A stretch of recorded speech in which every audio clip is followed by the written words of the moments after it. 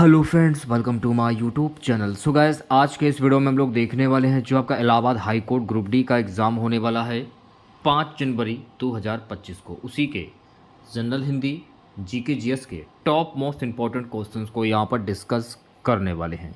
और मैं आप लोगों को ये 100% गारंटी देता हूँ कि आपके Allahabad high court group D के एग्ज़ाम में यहाँ से प्रश्न पूछे जाएंगे। तो वीडियो को पूरा देखेगा। जो भी नए बच्चे हैं, जो भी बच्चे इस चैनल के साथ में नहीं जुड़े हैं, तो चैनल को जरूर सब्सक्राइब करें। तो पहला क्वेश्चन देखेगा, भाषा की सबसे छोटी इकाई को हम क्या कहते हैं? शब्द कहते हैं, व्यंजन कहते हैं, स्वर कहते हैं या फिर वर्ण कहते हैं? भाषा की सबसे छोटी इकाई को हम कहते हैं वर्ण। राइट आंसर जाएगा ऑप्शन नंबर डी के साथ में। दूसरा क्वेश्चन देखेगा, ज्ञा वर्ण किन वर्णों के संयोग से बना है? जा प्लस या, जा प्लस या, जा प्लस या जा प्लस या। ज्ञा से ज्ञानी जो है ये वर्ण किन वर्णों के संयोग से बना है? तो मेरे प्यारे साथियों, ये बना है जा प्लस या के संयोग से। तो इस प्रश्न का जो राइट आंसर जाएगा ऑप्शन नंबर वी के साथ में। जिन बच्चों ने अभी तक इस वीडियो को लाइक नहीं किया है तो प्लीज़ वीडियो को लाइक कर दीजिएगा। ज़्यादा से ज़्यादा अपने तमाम दोस्तों में इस वीडियो को शेयर कर दीजिएगा। इसकी पीडीएफ आपको हमारे टेलीग्राम ग्रुप पर और व्हाट्सएप ग्रुप में मिल जाएगा। लिंक मैंने वीडियो के डिस्क्रिप्शन में दे दिया, जल्दी से जाइए और ज्वाइन कर लीजिए। अधोलिखित में संयुक्त व्यंजन कौन सा है? ड़ा, ज्ञा, डा या डा? तो यहाँ पर बात हो रही है संयुक्त व्यंजन की। तो इनमें से संयुक्त व्यंजन कौन सा है? देखिए, ज्ञा से ज्ञानी जो है ना, ये संयुक्त व्यंजन हो जाएगा। तो राइट आंसर की बात करूं तो राइट आंसर जाएगा ऑप्शन नंबर वी के साथ। अगर मैं संयुक्त व्यंजन की बात करूं तो संयुक्त व्यंजन कौन कौन से होते हैं? छा जैसे कि हो गया, त्रा से त्रसु त्रा हो गया, छत्रज्ञा एक ज्ञानी हो गया, और एक होता है स्रा, इस टाइप का स्रा। ये होते हैं संयुक्त व्यंजन। ये आपको ध्यान में रखना है, ठीक है। नेक्स्ट क्वेश्चन देखेगा, प्यारे बच्चों, अगला प्रश्न हमारा है, निम्नलिखित में से कौन स्वर नहीं है? आ, उ, ए या फिर या? देखिए, आ भी स्वर है, उ भी स्वर है, ए भी स्वर है, लेकिन या जो है ना, ये स्वर नहीं है। तो इस प्रश्न का राइट आंसर जाएगा ऑप्शन नंबर डी के साथ में।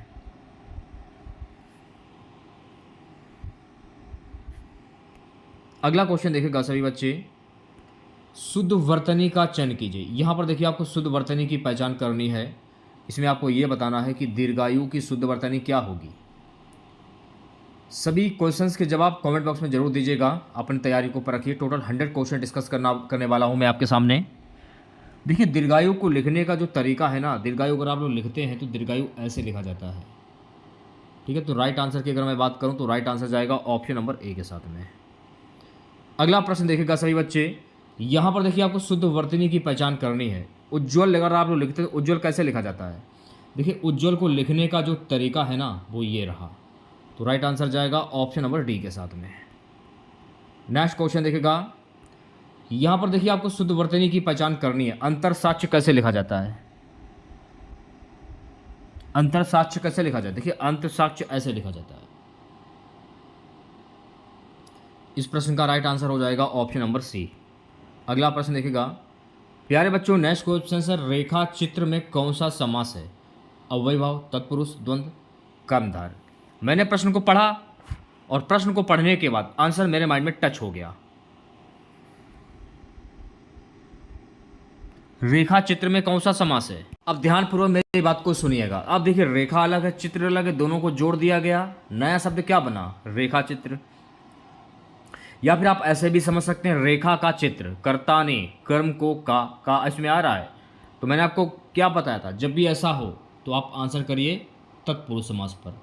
तो राइट आंसर जाएगा ऑप्शन नंबर वी के साथ में, ठीक है। नेक्स्ट क्वेश्चन देखेगा, प्यारे बच्चों, अगला प्रश्न है, समीप का तात्पर्य क्या है? समान, दूर, निकट या अचानक? समीप से तात्पर्य क्या होता है? तो समीप को हम क्या कहते हैं? समीप यानी कि निकट। सिंपल सा क्वेश्चन है, इसमें दिमाग लगाने की क्या ज़रूरत ज़्यादा है। राइट आंसर हो जाएगा ऑप्शन नंबर सी। अगला प्रश्न क्या है, दूध वाला रचना की दृष्टि से क्या है? ऋण, यौगिक, योग ऋण या शंकर? दूध वाला रचना की दृष्टि से क्या है? तो दूध वाला रचना की दृष्टि से ये एक यौगिक शब्द है। तो प्यारे बच्चों, राइट आंसर की अगर मैं बात करूं तो राइट आंसर जाएगा ऑप्शन नंबर वी के साथ में। ठीक है, अगला क्वेश्चन देखेगा, लाश जो है किस भाषा का शब्द है? तुर्की, फारसी, संस्कृत या चीनी?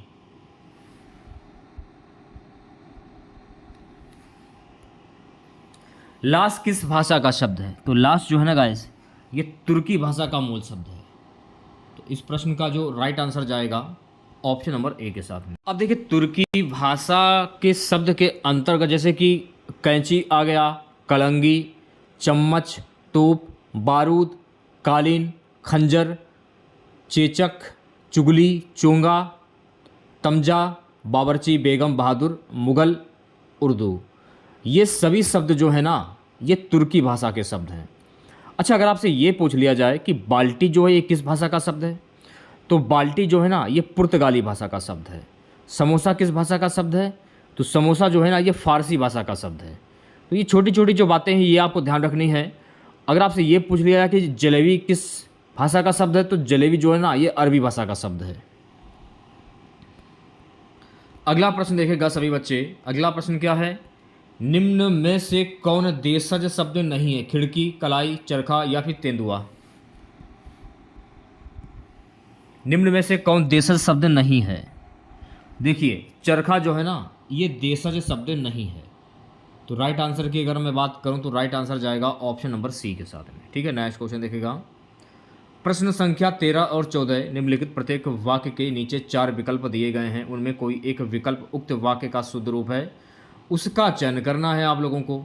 यह पुस्तकें किसकी हैं? ये तो आप कहेंगे नहीं कि ये पुस्तकें किसकी हैं, सॉरी, यह पुस्तकें किसकी हैं, ये तो आप कहेंगे नहीं।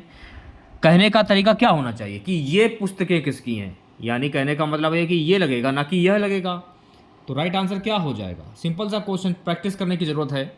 राइट आंसर जाएगा ऑप्शन नंबर ए के साथ में। ठीक है, अगला प्रश्न देखेगा। अगला प्रश्न क्या? इसके बाद वे वापस लौट आए।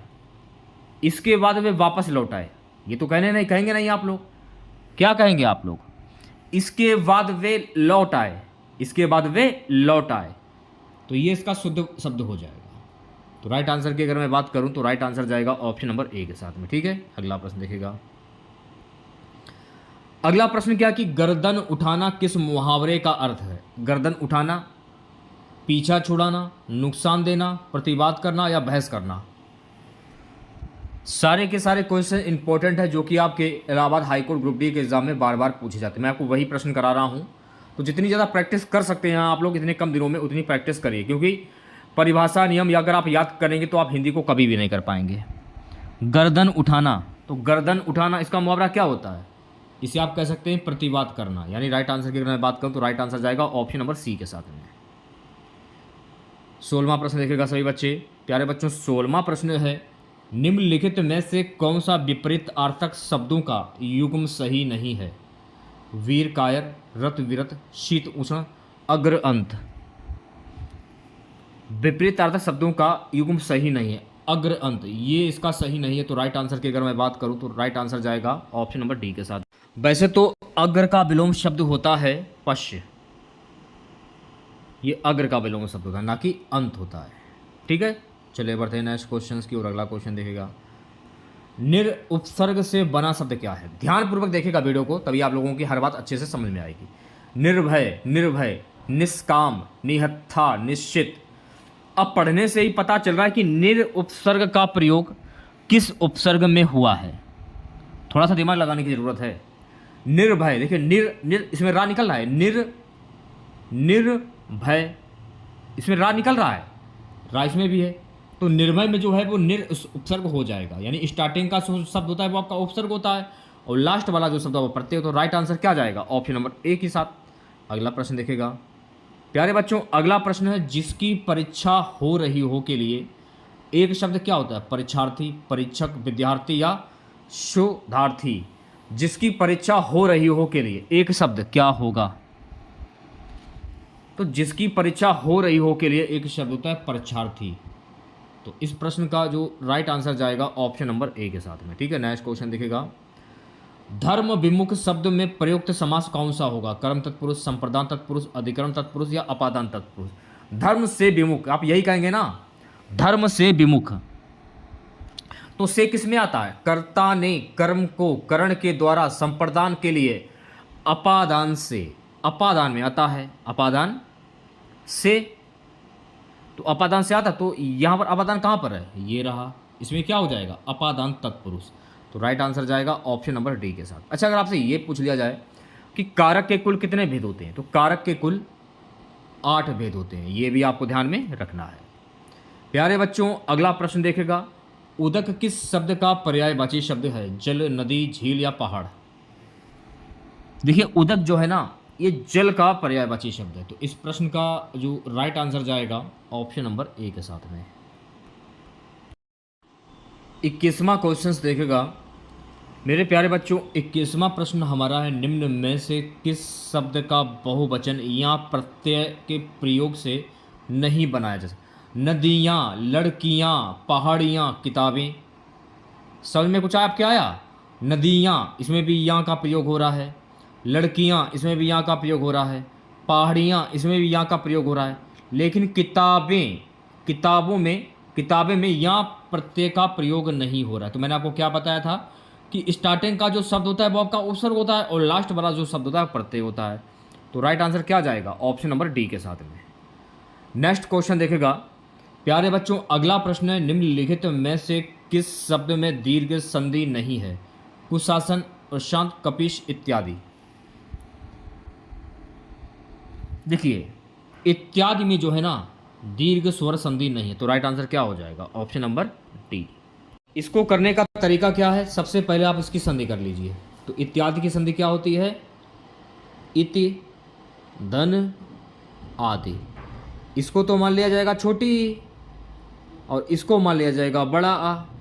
तो छोटी प्लस बड़ा मिलकर क्या बना? या बन गया। और नियम के अनुसार या किस में आता है? या आता है यण संधि में। तो इत्यादि में जो है यण स्वर संधि हो जाएगी, ना कि दीर्घ संधि। तो राइट आंसर आपका जाएगा ऑप्शन नंबर डी के साथ में। ठीक है, नेक्स्ट क्वेश्चन देखेगा। अगला प्रश्न है, संज्ञा अथवा विशेषण से बनने वाली क्रिया कहलाती है यौगिक क्रिया, नाम धातु क्रिया, सकर्मक क्रिया या फिर सहायक क्रिया?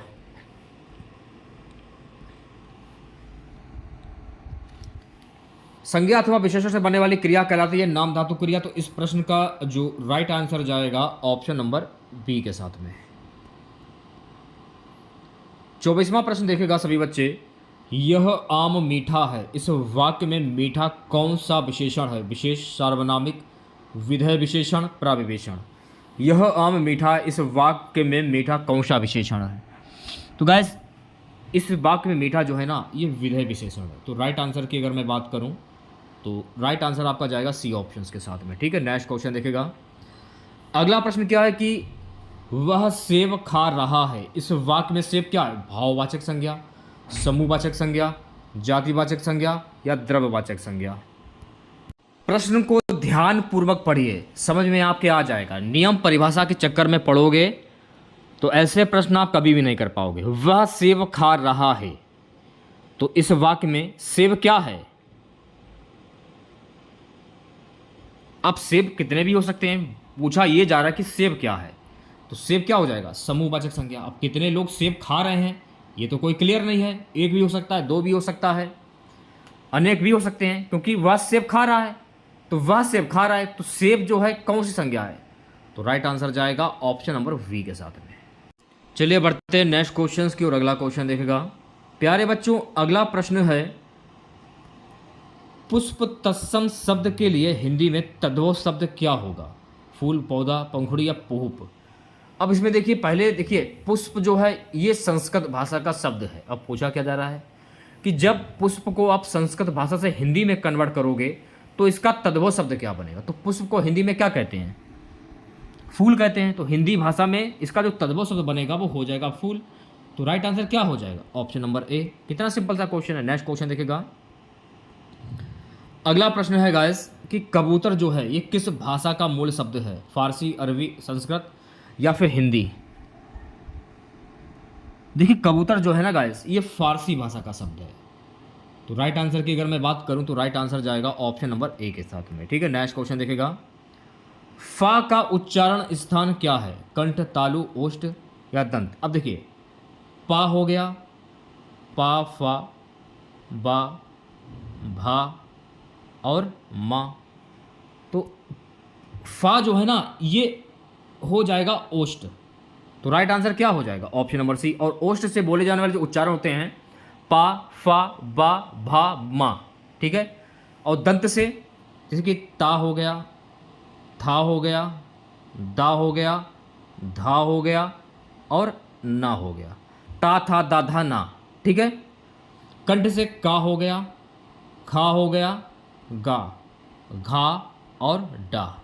ये आपके कंठ से बोले जाने वाले उच्चारण होते हैं। अगर मैं तालु की बात करूं तो तालु से बोले जाने वाले उच्चारण चा, छा, जा, झा और इया, ये तालु से बोले वाले उच्चारण होते हैं। तो ये सारे पॉइंट आपको ध्यान में रखने हैं, क्योंकि इस टॉपिक से जैसे कि कंठ से क्या बोला जाता है, तालु से क्या बोला जाता है, ओष्ठ से क्या बोला, दंत से क्या बोला जाता है, इस टॉपिक से ये मान के चलिए 2 प्रश्न कहीं पर भी नहीं गए। बस प्रैक्टिस करने की ज़रूरत है आपको। अगला प्रश्न देखेगा सभी बच्चे, भाषा का वह रूप जिसका प्रयोग सामान्य जनता अपने समूह या घरों में करती है उसे क्या कहते हैं? परिनिष्ठित भाषा, क्षेत्रीय बोली, राजभाषा या राजकीय भाषा? उसको हम कहते हैं क्षेत्रीय बोली। तो मेरे प्यारे साथियों, राइट आंसर की अगर मैं बात करूं तो राइट आंसर आपका जाएगा ऑप्शन नंबर वी के साथ में, ठीक है। नेक्स्ट क्वेश्चन देखेगा, निम्नलिखित शब्दों में कौन सा अशुद्ध शब्द है? पुनर्विचार, अपकीर्ति, निर्विघ्न, अनुदित। निम्नलिखित शब्दों में कौन सा अशुद्ध शब्द है? पुनर्विचार। देखिए पुनर्विचार जो है ना ये आपका अशुद्ध शब्द हो जाएगा। तो राइट आंसर की अगर मैं बात करूं तो राइट आंसर जाएगा ऑप्शन नंबर ए के साथ में। देखिए इसमें थोड़ी सी गलती हुई है, जैसे कि पुनर्विचार तो वा के ऊपर छोटी की जो मंत्र आप इसे ऐसे कर दीजिए, पुनर्विचार, ये आपका शुद्ध शब्द हो जाएगा इस प्रकार से, ठीक है। चलिए बढ़ते हैं नेक्स्ट क्वेश्चन की और अगला क्वेश्चन देखेगा। अगला प्रश्न, इनमें से कौन सा शब्द सही है? पार्दुभाव। तो पार्दुभाव की शुद्ध वर्तनी क्या होगी या सही शब्द क्या होगा? तो पार्दुभाव कैसे लिखा जाता है? तो पार्दुभाव को लिखने का जो तरीका है ना वो ये रहा। तो राइट आंसर क्या हो जाएगा? ऑप्शन नंबर वी के साथ में। नेक्स्ट क्वेश्चन देखेगा। अगला प्रश्न है कि भारत में हिंदी भाषी राज्य कितने हैं? 12, 10, 15 या 8? भारत में हिंदी भाषी राज्य कितने हैं? तो भारत में हिंदी भाषी राज्य हैं कुल 15। तो राइट आंसर की अगर मैं बात करूं तो प्यारे बच्चों राइट आंसर जाएगा ऑप्शन नंबर सी के साथ में। 33वां क्वेश्चन देखेगा, आली का पर्यायवाची शब्द है सखी, सहेली, भ्रमरी या ये सभी? आली का पर्यायवाची शब्द क्या होता है? आली का पर्यायवाची शब्द सखी भी होता है, सहेली भी होता है, भ्रमरी भी होता है। तो इस प्रश्न का जो राइट आंसर जाएगा प्यारे बच्चों ऑप्शन नंबर डी के साथ में। ओके, अगला क्वेश्चन देखेगा। अगला प्रश्न है कि आरंभ से अंत तक को क्या कहेंगे? आरंभिक, आद्यपांत, आगोपांत या संपूर्ण? इंपॉर्टेंट क्वेश्चन से एक बार देख लीजिएगा आप लोग। आरंभ से अंत तक को हम कहते हैं आगोपांत। तो राइट आंसर हो जाएगा ऑप्शन नंबर सी। 35वां क्वेश्चन देखेगा, जो मापा ना जा सकता उसको क्या कहते हैं? अमापित, अपर, अनुपय या अपरिमेय? जो मापा ना जा सकता हो, तो जो मापा ना जा सकता हो उसको क्या कहते हैं? उसे हम कहते हैं अपरिमेय। तो राइट आंसर की अगर मैं बात करूं तो प्यारे बच्चों राइट आंसर जाएगा ऑप्शन नंबर डी के साथ में। ओके, अगला प्रश्न देखेगा सभी बच्चे, परंपरागत उक्ति को क्या कहते हैं? अनुश्रुति, शुक्ति, विरक्ति, इनमें से कोई नहीं। परंपरागत उक्ति को क्या कहते हैं? तो परंपरागत उक्ति को हम कहते हैं अनुश्रुति। तो इस प्रश्न का जो राइट आंसर जाएगा ऑप्शन नंबर ए के साथ में, ठीक है। नेक्स्ट क्वेश्चन देखेगा प्यारे बच्चों। अगला प्रश्न है, विलास में किस प्रत्यय का प्रयोग हुआ है? अब जैसे कि मैंने आपको कई बार बताया कि स्टार्टिंग का जो शब्द होता है वो आपका उपसर्ग होता है और लास्ट वाला जो शब्द होता है वो प्रत्यय। अब विलास, आश, विलास, आस, आस निकल रहा है। तो राइट आंसर क्या हो जाएगा? राइट आंसर आपका हो जाएगा ऑप्शन नंबर बी। बोली में प्रत्यय क्या होगा? बोली, ई होगा, एरा होगा, आई होगा या फिर अनो? बोली, ई। तो बोली में बड़ी ई ये आपका प्रत्यय हो जाएगा। तो राइट आंसर की बात करूं तो राइट आंसर हो जाएगा ऑप्शन नंबर ए। अत्यंत का संधि विच्छेद क्या होता है भाई? अत्यंत का संधि विच्छेद होता है अति धन अंत। तो राइट आंसर की अगर मैं बात करूं तो राइट आंसर जाएगा ऑप्शन नंबर वी के साथ। अच्छा, अगर आपसे ये पूछा है अत्यंत में प्रयुक्त संधि कौन सी हो जाएगी? यण स्वर संधि हो जाएगी। ये भी आपको ध्यान में रखना है। जगदीश में कौन सी संधि है? स्वर संधि, व्यंजन संधि, विसर्ग संधि, इनमें से कोई नहीं। जगदीश।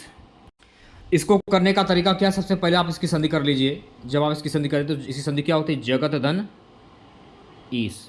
अब आगे आपको कुछ नहीं करना है, समझ लीजिए कि इसमें कौन संधि जाएगी। देखिए हलंत देख रहे हैं आप लोग, हलंत, ता में हलंत लगा है तो यहाँ हो जाएगा व्यंजन संधि।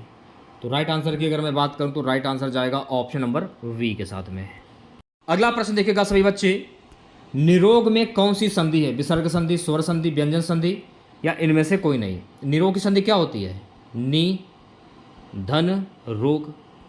ज़्यादा दिमाग लगाने की जरूरत ही नहीं है, शॉर्ट ट्रिक से प्रश्न को करिए। इससे ये होगा कि आप पेपर में ज़्यादा से ज़्यादा प्रश्न जो है वो अटेम्प्ट कर सकते हैं और टाइम की भी बचत हो सकती है। तो नी, धन, रोग, तो ये विसर्ग के निशान आपको दिख रहे हैं, तो इसमें कौन सी संधि हो जाएगी? विसर्ग संधि हो जाएगी। तो राइट आंसर क्या हो जाएगा? Option number A. अगला प्रश्न क्या है? अचौहिणी का संधि विच्छेद क्या होगा?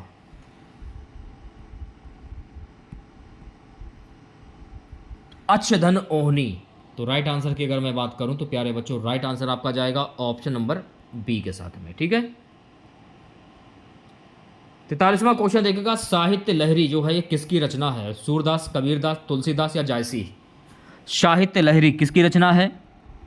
तो साहित्य लहरी जो है ना गाइस, ये सूरदास की रचना है। सूरदास को अष्टछाप का जहाज भी कहा जाता है, ये आपको ध्यान रखना है। सूरदास के गुरु का नाम है बल्लवाचार्य। सूरदास जो है ये आदिकाल के कवि हैं। सूरदास की भाषा कौन सी है? तो सूरदास की है ब्रज भाषा। तो ये फैक्ट आपको ध्यान रखना है। कबीरदास की बोली सदुक्कड़ी बोली, और कबीरदास की गुरु का क्या नाम है? रामानंद। ये सारे पॉइंट आपको ध्यान में रखने हैं। तो राइट आंसर जाएगा ऑप्शन नंबर ए के साथ में। नेक्स्ट क्वेश्चन देखेगा, 44वां प्रश्न है, सूर साहित्य किसकी आलोचनात्मक कृति है? हजारी प्रसाद द्विवेदी, नामवर सिंह, रामचंद्र शुक्ल, विजयदेव, नारायण शाही। सूर साहित्य किसकी आलोचनात्मक कृति है? हजारी प्रसाद द्विवेदी की। तो राइट आंसर की अगर मैं बात करूं तो प्यारे बच्चों राइट आंसर जाएगा ऑप्शन नंबर ए के साथ में। ठीक है, नेक्स्ट क्वेश्चन देखेगा, आकाशदीप जो है ये किसकी रचना है? मुंशी प्रेमचंद, जयशंकर प्रसाद, निराला या यशपाल? देखिए आकाशदीप जो है ना ये जयशंकर प्रसाद की रचना है। तो राइट आंसर की अगर मैं बात करूं तो राइट आंसर जाएगा ऑप्शन नंबर वी के साथ में। ठीक है, नेक्स्ट क्वेश्चन देखेगा, अगला प्रश्न है, अंधा युग किस प्रकार की रचना है? उपन्यास, काव्य, काव्य नाटक या नाटक? अंधा युग किस प्रकार की रचना है? तो मेरे प्यारे साथियों अंधा युग जो है ना ये काव्य नाटक की रचना है। तो इस प्रश्न का जो राइट आंसर जाएगा ऑप्शन नंबर सी के साथ में। नेक्स्ट क्वेश्चन देखेगा, परमोश का संधि विच्छेद क्या होता है भाई? परम धन औषध होता है परमोश की संधि विच्छेद। तो राइट आंसर की अगर मैं बात करूं तो राइट आंसर जाएगा ऑप्शन नंबर वी के साथ में। इसको थोड़ा सा सुधार कर लीजिए, इसकी संधि हो जाएगी परम धन औषध। राइट आंसर जाएगा ऑप्शन नंबर सी के साथ में। इसको मान लिया जाएगा छोटा आ, इसको मान लिया जाएगा औ। तो छोटा आ प्लस औ मिलकर क्या बना? छोटा आ प्लस औ मिलकर बना जाके औ। और नियम के अनुसार औ किस में आता है? वृद्धि स्वर संधि में आता है। तो अगर आपसे ये पूछ लिया जाए परमोश में प्रत्यु संधि कौन सी होगी? वृद्धि स्वर संधि हो जाएगी। ठीक है, अगला प्रश्न आपकी स्क्रीन पर, सुरेंद्र में कौन सी संधि है? दीर्घ संधि, गुण संधि, वृद्धि संधि या यण संधि? सुरेंद्र में कौन सी संधि होगी? देखिए सुरेंद्र में जो है ना गुण संधि हो जाएगी। तो इस प्रश्न का जो राइट आंसर जाएगा ऑप्शन नंबर वी के साथ में। ओके, अगला प्रश्न देखेगा प्यारे बच्चों, अगला प्रश्न है, मनोज किसका पर्यायवाची शब्द है? कमल, कामदेव, विष्णु या बादल? मनोज किसका पर्यायवाची शब्द है? तो गाइस मनोज जो है ना ये कामदेव का पर्यायवाची शब्द है। तो राइट आंसर की अगर मैं बात करूं तो राइट आंसर जाएगा ऑप्शन नंबर वी के साथ में। चलिए बढ़ते हैं नेक्स्ट क्वेश्चंस की ओर। प्यारे बच्चों अगला प्रश्न है कि श्रवण का संधि विच्छेद क्या होगा? श्रवण का संधि विच्छेद था श्रोधन अन। तो राइट आंसर की बात करूं तो राइट आंसर जाएगा ऑप्शन नंबर वी के साथ में। अगर आपसे ये पूछ लिया जाए कि श्रवण में प्रयुक्त संधि कौन सी होगी? अयादि स्वर संधि हो जाएगी, ये भी आपको ध्यान में रखना है। अगला प्रश्न देखिएगा सभी बच्चे, अगला प्रश्न है कि भारतीय संसद द्वारा दल बदल विरोधी विधेयक जो है ये किस वर्ष में पारित किया गया था? 1990, 1995, 1980 या फिर 1985? भारतीय संसद द्वारा दल बदल विरोधी विधेयक जो है ना वर्ष 1980 में पारित किया गया था। तो इस प्रश्न का जो राइट आंसर हो जाएगा, राइट आंसर जाएगा सी ऑप्शन के साथ में। अगला प्रश्न, निम्नांकित में से कौन सी गैस वायुमंडल का भाग नहीं है? Nitrogen, chlorine, oxygen, carbon dioxide. कौन सी गैस वायुमंडल का भाग नहीं है? देखिए क्लोरीन गैस जो है ना, ये वायुमंडल का भाग नहीं है। तो इस प्रश्न का राइट आंसर जाएगा ऑप्शन नंबर बी के साथ में।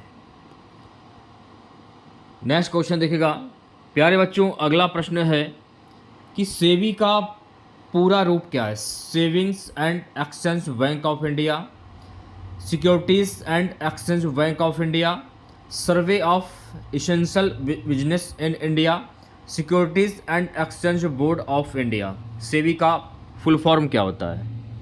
Securities and exchange board of India. तो इस प्रश्न का जो राइट आंसर जाएगा ऑप्शन नंबर डी के साथ में। अगला प्रश्न देखेगा, अगला प्रश्न है गाइस कि पोंगल किस राज्य का चर्चित पर्व है? तमिलनाडु, केरल, कर्नाटक या फिर आंध्र प्रदेश। देखिए मैं आपको बता देना चाहता हूँ कि पोंगल जो है ना, ये तमिलनाडु राज्य का एक चर्चित पर्व है। तो इस प्रश्न का जो राइट आंसर जाएगा ऑप्शन नंबर ए के साथ में। प्यारे बच्चों अगला प्रश्न देखेगा, इसकी पीडीएफ आप हमारे व्हाट्सएप ग्रुप से और टेलीग्राम जो ग्रुप जो बना हुआ है उससे डाउनलोड कर सकते हैं। लिंक आपको वीडियो के डिस्क्रिप्शन में मिल जाएगा। बद्रीनाथ धाम किस देवता को समर्पित है? शिव, विष्णु, ब्रह्मा या फिर कृष्ण। बद्रीनाथ धाम किस देवता को समर्पित है? तो बद्रीनाथ धाम जो है ना, ये विष्णु को समर्पित है। तो राइट आंसर की अगर मैं बात करूं तो राइट आंसर जाएगा ऑप्शन नंबर वी के साथ में। अगला प्रश्न, माउंट आबू में दिलवाड़ा मंदिर है, बौद्ध मंदिर, जैन मंदिर, सिख मंदिर या हिंदू मंदिर। देखिए माउंट आबू में जो दिलवाड़ा जो मंदिर है ना, ये एक जैन मंदिर है। तो इस प्रश्न का जो राइट आंसर जाएगा ऑप्शन नंबर वी के साथ में। चलिए बढ़ते हैं नेक्स्ट क्वेश्चन की ओर। नेक्स्ट क्वेश्चन देखेगा, उत्तर प्रदेश में जैन एवं बौद्ध दोनों धर्मों का एक प्रसिद्ध तीर्थ स्थल है, सारनाथ, कुशीनगर, कौशाम्बी, देवीपाटन। उत्तर प्रदेश में जैन एवं बौद्ध दोनों धर्मों का एक प्रसिद्ध तीर्थ स्थल कौन सा है? कौशाम्बी। तो इस प्रश्न का जो राइट आंसर जाएगा सी ऑप्शंस के साथ में। अगला प्रश्न, निम्नलिखित में से कौन भारतीय दर्शन की अपेक्षा पाश्चात्य दर्शन से कहीं अधिक प्रभावित थे? अरविंद घोष, स्वामी विवेकानंद, राजा राम मोहन राय, केशव चंद्र सेन। तो अगर मैं राइट आंसर की बात करूं, राजा राम मोहन राय जो है इस प्रश्न का राइट आंसर हो जाएगा। तो कह सकते हैं option number C. Next question, चाय के उत्पादन में भारत का विश्व में कौन सा स्थान है? पहला, दूसरा, तीसरा या फिर चौथा। देखिए चाय के उत्पादन में भारत का विश्व में जो है ना, पहला स्थान है। तो राइट आंसर की अगर मैं बात करूं तो प्यारे बच्चों राइट आंसर जाएगा ऑप्शन नंबर ए के साथ में। अगला प्रश्न, आलू उत्पादन के मामले में भारत का विश्व में कौन सा स्थान है? पहला, तीसरा, पांचवा या छठा। आलू उत्पादन के मामले में भारत का विश्व में पांचवा स्थान है। तो इस प्रश्न का जो राइट आंसर जाएगा सी ऑप्शंस के साथ में। ठीक है, अगला प्रश्न देखेगा सभी बच्चे, उत्तर प्रदेश विधान परिषद में राज्यपाल कितने सदस्यों को मनोनीत कर सकता है? 6, 10, 12 या 18। उत्तर प्रदेश विधान परिषद में राज्यपाल 18 सदस्यों को मनोनीत कर सकता है। तो राइट आंसर की अगर मैं बात करूं तो प्यारे बच्चों राइट आंसर जाएगा डी ऑप्शंस के साथ में। अगला क्वेश्चन देखेगा, जामिया मिलिया इस्लामिया की स्थापना जो है किसके द्वारा की गई थी? Doctor S Radhakrishnan, doctor Zakir Hussain, doctor Fakhruddin Ali Ahmed, Rafi Ahmed Kidwai. Jamia Millia Islamia की जो स्थापना है ना, डॉक्टर जाकिर हुसैन के द्वारा की गई थी। तो इस प्रश्न का जो राइट आंसर जाएगा ऑप्शन नंबर वी के साथ में।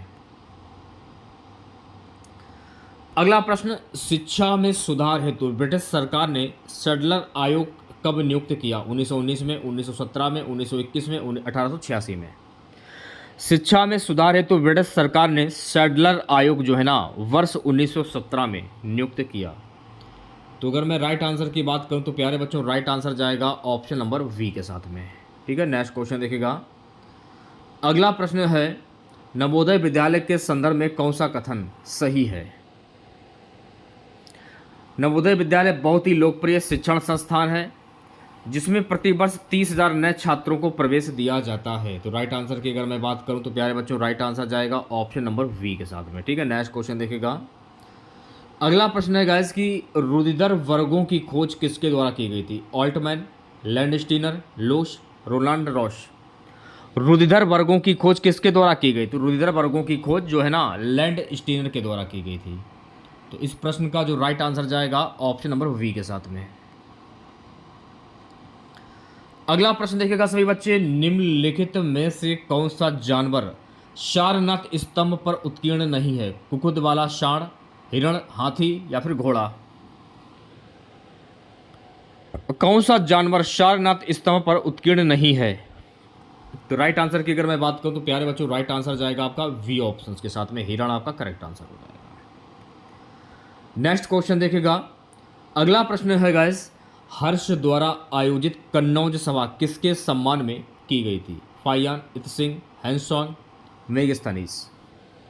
हर्ष द्वारा आयोजित कन्नौज सभा जो है ना ये हैंसॉन्ग के द्वारा सम्मान में की गई थी। तो राइट आंसर की अगर मैं बात करूं तो प्यारे बच्चों राइट आंसर जाएगा ऑप्शन नंबर सी के साथ में। नेक्स्ट क्वेश्चन देखिएगा। मानव द्वारा प्रयुक्त पहली धातु थी एल्युमिनियम, सिल्वर, आयरन या कॉपर। मानव द्वारा प्रयुक्त पहली धातु थी सिल्वर। तो इस प्रश्न का जो राइट आंसर जाएगा, राइट आंसर आपका जाएगा ऑप्शन नंबर बी के साथ में। ओके, अगला प्रश्न देखिएगा। अगला प्रश्न है गाइस कि शतवाहन अपने सिक्के किस धातु से मुख्यतः बनाते थे? लेड, कॉपर, गोल्ड या सिल्वर। शतवाहन अपने सिक्के किस धातु से मुख्यतः बनाते थे? लेड से बनाते थे। तो इस प्रश्न का जो राइट आंसर जाएगा, राइट आंसर जाएगा ऑप्शन नंबर ए के साथ में। चलिए बढ़ते हैं नेक्स्ट क्वेश्चन की और अगला क्वेश्चन देखिएगा। निम्नलिखित में से सबसे ऊंचा मेघ कौन सा है? पछाव मेघ, स्तरीय कपासी मेघ, वर्षा स्तरीय मेघ, कपासी मेघ। सबसे ऊंचा मेघ कौन सा है? तो सबसे ऊंचा जो मेघ जो है ना पछाव मेघ। तो राइट आंसर की अगर मैं बात करूं तो राइट आंसर जाएगा ऑप्शन नंबर ए के साथ में। अगले क्वेश्चन की बात करेंगे। नेक्स्ट क्वेश्चन देखिएगा। निम्नलिखित विद्रोह में से किसको बंकिम चंद्र चटर्जी ने अपने उपन्यास आनंद मठ में उल्लेख कर प्रसिद्ध किया? भील विद्रोह, रंगपुर तथा दीनापुर विद्रोह, विष्णुपुर तथा वीरभूम विद्रोह, सन्यासी विद्रोह। तो राइट आंसर की अगर मैं बात करूं तो प्यारे बच्चों राइट आंसर जाएगा ऑप्शन नंबर डी के साथ में। ठीक है, अगला क्वेश्चन देखेगा। प्यारे बच्चों नेक्स्ट क्वेश्चन है कि lectures from Colombo to Almora निम्नलिखित में से किस एक के अनुभवों पर आधारित है? Veer Savarkar, Annie Besant, Ramakrishna Paramahamsa, Swami Vivekananda. Lectures from Colombo to Almora जो है ना ये स्वामी विवेकानंद के अनुभवों पर आधारित है। तो राइट आंसर की अगर मैं बात करूं तो प्यारे बच्चों राइट आंसर जाएगा ऑप्शन नंबर डी के साथ में। ठीक है, नेक्स्ट क्वेश्चन देखिएगा। अगला प्रश्न है गाइस कि बलवंत राय मेहता समिति का गठन किस वर्ष में किया गया? 1953, 1954, 1955 या 1957। बलवंत राय मेहता समिति का गठन जो है ना वर्ष 1957 में किया गया। तो इस प्रश्न का जो राइट आंसर जाएगा ऑप्शन नंबर डी के साथ में। ठीक है, नेक्स्ट क्वेश्चन देखिएगा सभी बच्चे।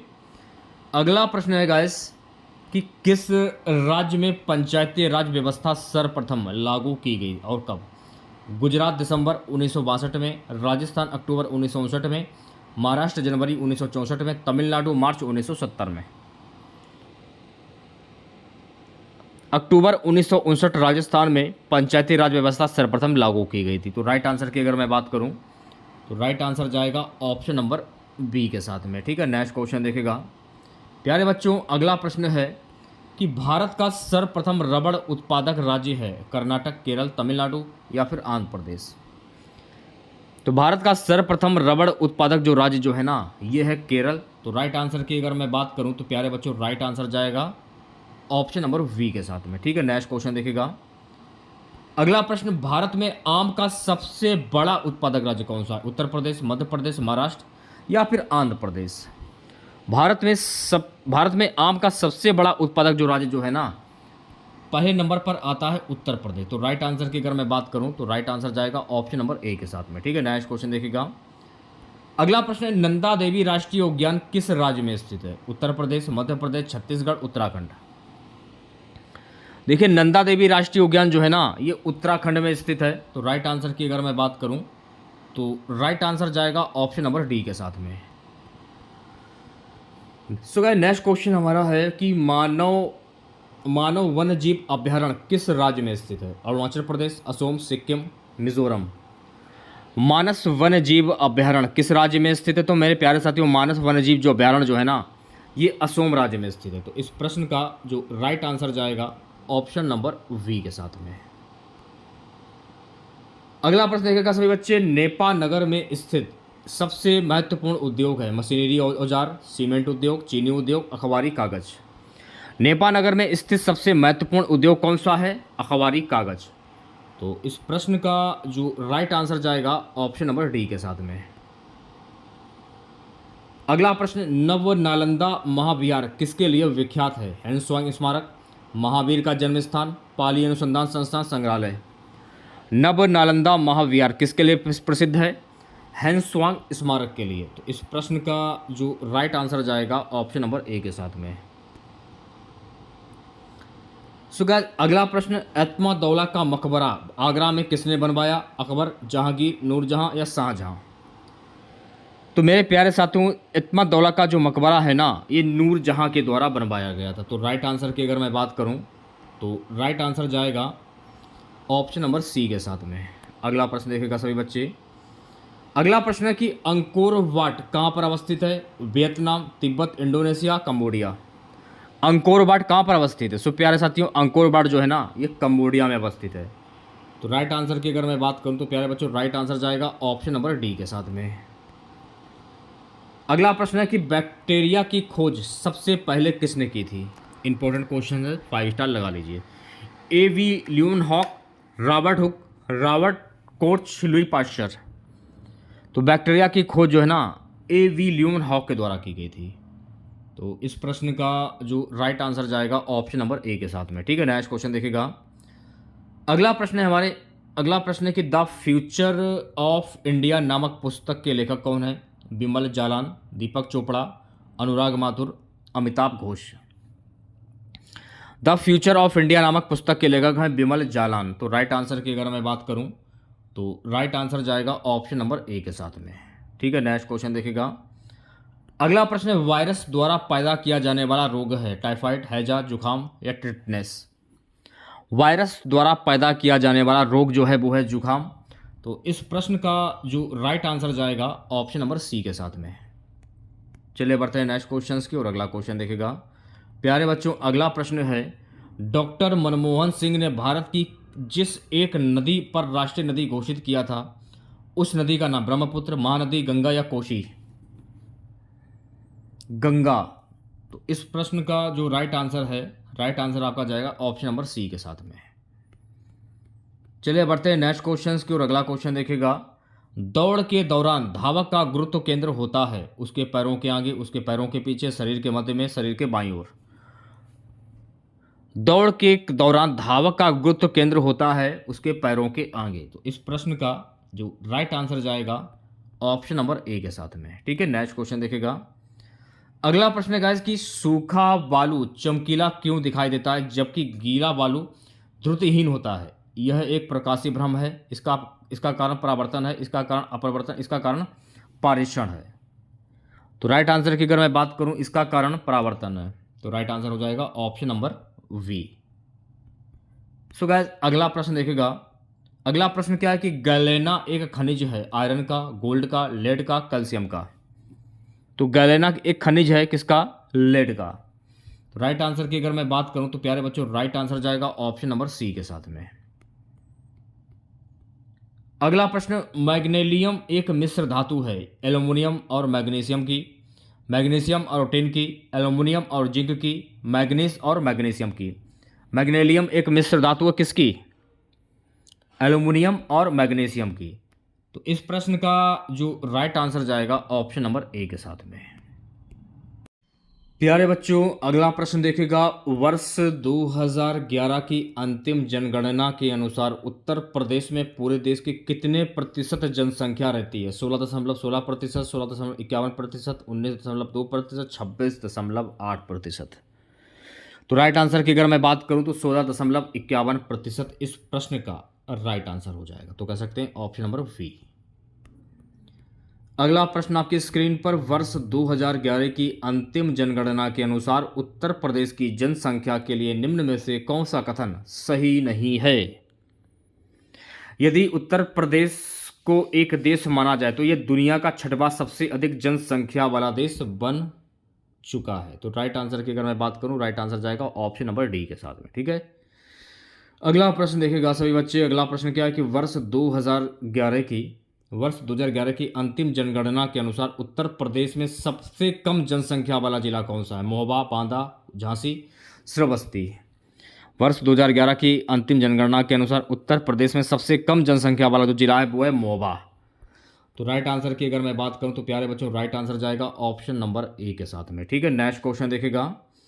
अगला प्रश्न है गाइस कि वर्ष 2011 की अंतिम जनगणना के अनुसार उत्तर प्रदेश की जनसंख्या में बाल जनसंख्या का प्रतिशत कितना है?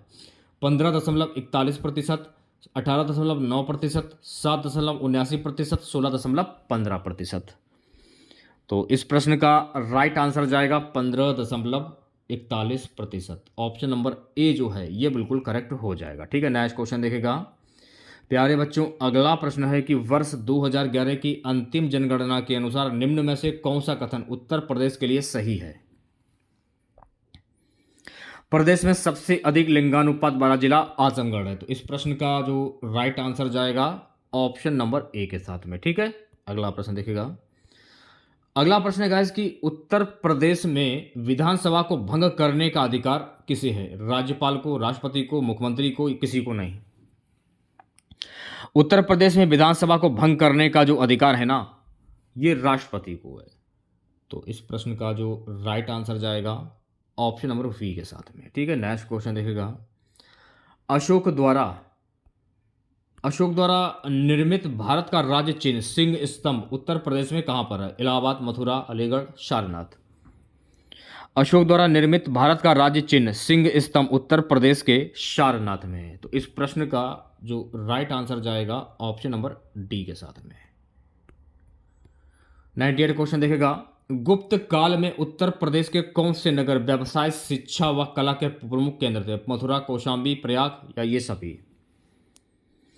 राइट आंसर आपका जाएगा ऑप्शन नंबर डी के साथ में, ये सभी। चलिए बढ़ते हैं नेक्स्ट क्वेश्चन की और अगला क्वेश्चन देखेगा सभी बच्चे। प्रथम स्वतंत्रता संग्राम कब हुआ था? 1870, 1757, 1885 या 1857? तो देखिए प्रथम स्वतंत्रता संग्राम जो है ना वर्ष 1857 में हुआ था। तो इस प्रश्न का जो राइट आंसर जाएगा डी ऑप्शन के साथ में। आज की क्लास का लास्ट क्वेश्चन रहेगा कि विश्व प्रसिद्ध ताजमहल उत्तर प्रदेश के किस नगर में स्थित है? लखनऊ, मेरठ, आगरा या फिर बनारस? विश्व प्रसिद्ध ताजमहल जो है ना ये उत्तर प्रदेश के आगरा नगर में स्थित है। राइट आंसर की अगर मैं बात करूँ, राइट आंसर हो जाएगा ऑप्शन नंबर सी। तो अगर आप लोगों को वीडियो अच्छा लगा हो तो प्लीज़ वीडियो को लाइक कीजिएगा, ज़्यादा से ज़्यादा शेयर कीजिएगा। चैनल पर नए हैं, अगर आप लोगों ने चैनल को सब्सक्राइब नहीं किया है तो तुरंत चैनल को जरूर सब्सक्राइब करें और नोटिफिकेशन बेल ऑन करना ना भूलें। देखिए इसकी PDF आपको हमारे व्हाट्सएप ग्रुप में और टेलीग्राम चैनल पर मिल जाएगी। लिंक आपको वीडियो का डिस्क्रिप्शन में मिल जाएगा, जल्दी से जाइए, ज्वाइन करिए और वहाँ पर आपको PDF बिल्कुल निःशुल्क में दे दी जाएगी। ये भी पैसा आप लोगों से नहीं लिया जाएगा, बिल्कुल फ्री एंड कॉस्ट है। मिलते हैं नेक्स्ट वीडियो के साथ। जय हिंद, जय भारत।